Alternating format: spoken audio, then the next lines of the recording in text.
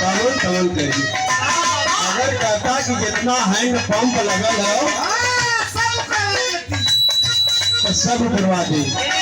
मतलब कि जब जीत जाओ तो पुरानी हैंड पंप करवाए के नहीं लगवा दे। हीरा भैया का सपोर्ट कर गई, भौजी प्रधान हो गई, लेकिन जब काम वाली बात आई हीरा भैया कहलन का भौजी आपन वादा याद बाना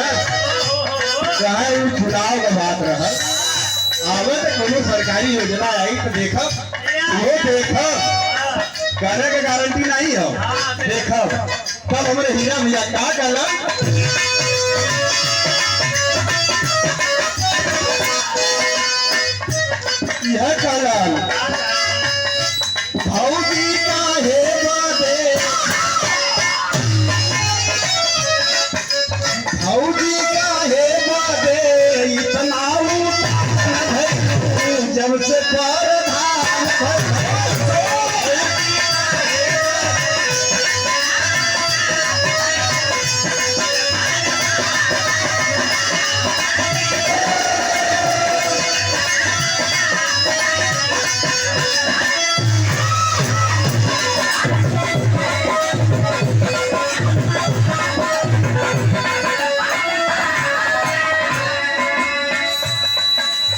लेकिन भक्त हमारी के दरबार में जाके कहले बा का कहले बा मैया बीरा वाली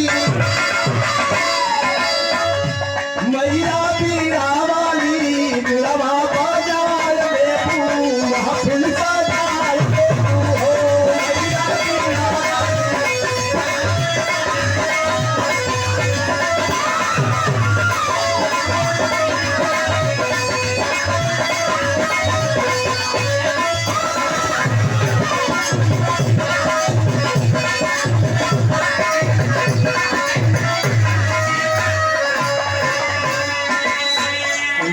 पहला बंद में कहा चलेगा कि बेटा बाप पुराण गावे तो हरी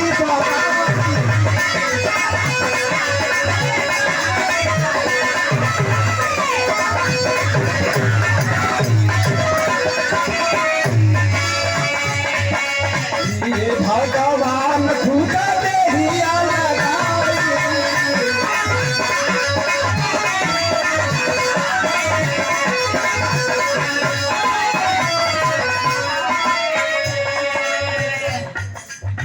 आदरणीय अशोक यादव साई राम ट्रांसपोर्ट साई राज ट्रांसपोर्ट की तरफ से भैया की तरफ से अशोक भैया की तरफ से 101 रुपया पुरस्कार मिलता भैया के नाम का साथ साथ देता जना नहीं करोड़ मंडा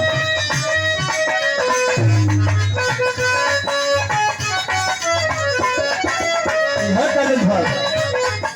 बेटा बाप पुराण गावे तो हरी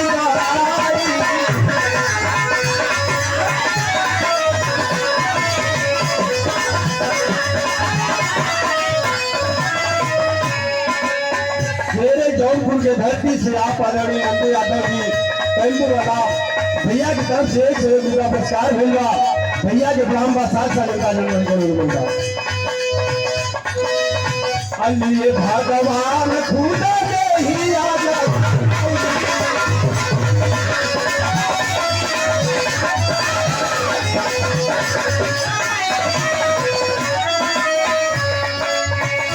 मैया सार दवाई मैया सार दवाई ममता दे महफिल साजा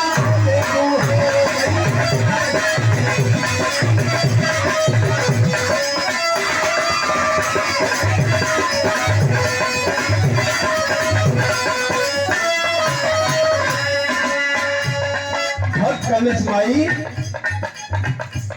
हम इंसान में कौन औकात बा आज का पूजा तो देवता लोग भी कैलन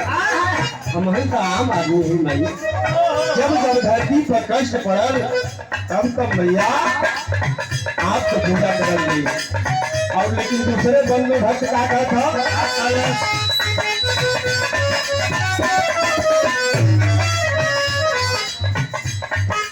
भाई कोनो चीज का ज्ञान ना बा।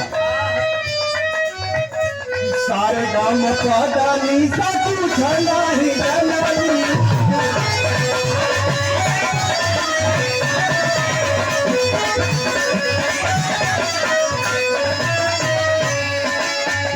अच्छा से होश भाई लगे हुए के लानती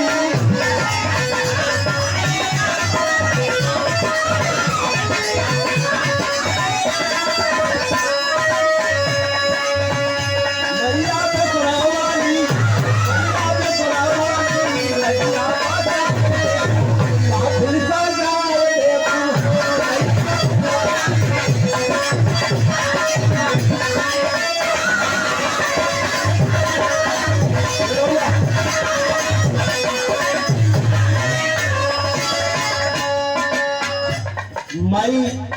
जब सजाने लायक होगी माई खाली रात को पूजा की और तीसरे दिन में भक्त काम चलेगा।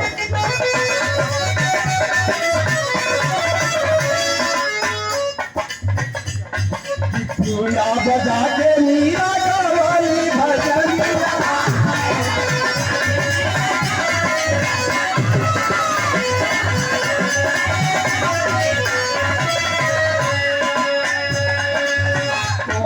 कहलू मानो मोहन की बहिनिया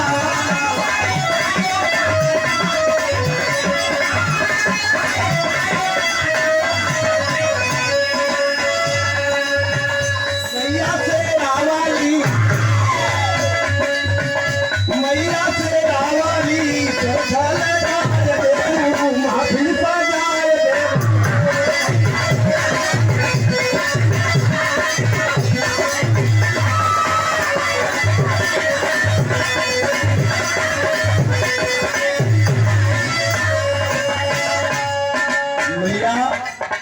मेरा भी है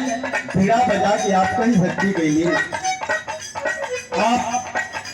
भगवान श्री कृष्ण के बहन के रूप में भी पूजा लो, लेकिन ये भक्त बतावत हमारी हम कौने डाली के फूल हैला किस बगिया के फूल है भाई गुरु घराने का परिचय बताओ तो